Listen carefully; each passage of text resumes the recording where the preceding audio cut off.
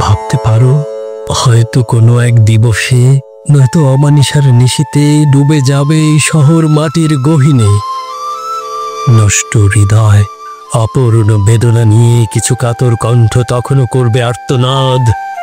আহ, কি দুঃসহ বেদনায় প্রকম্পিত হবে আকাশ বাতাস। হে অনাগত আগামী, ভাবতে পারো অবশ্যম্ভাবী সেই ক্ষণের কথা, মায়ের বুকের দুধে ঠোঁট লেগে থাকা নবজাতকের কথা। ভাবতে পারো শুধু একবার বাবা ডাক শুনবার কি ভীষণ ব্যাকুলতা নিয়ে অপারেশন থিয়েটারের পাশে দাঁড়িয়ে থাকা। অকস্মাৎ মাথার উপর ধসে পড়বে ছাদ কিংবা প্রাসাদের কারুকাজ।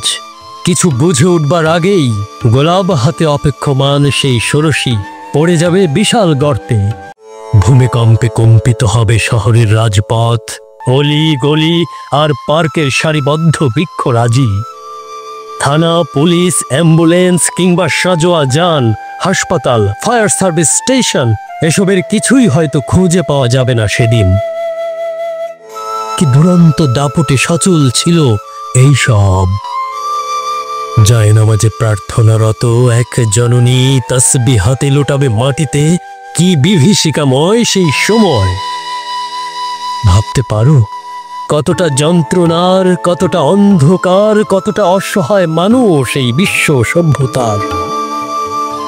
তবুও কি অসংকোচ, কি উদ্ধত গতিতে ছুটে চলা।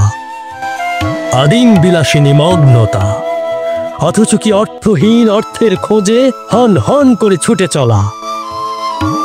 কেউ জানে না শেষটা কোথায়, কোথায় আসল ঠিকানা আর কোথায় বা ঘর, কোন কাগজই বা হবে শেষ স্বাক্ষর।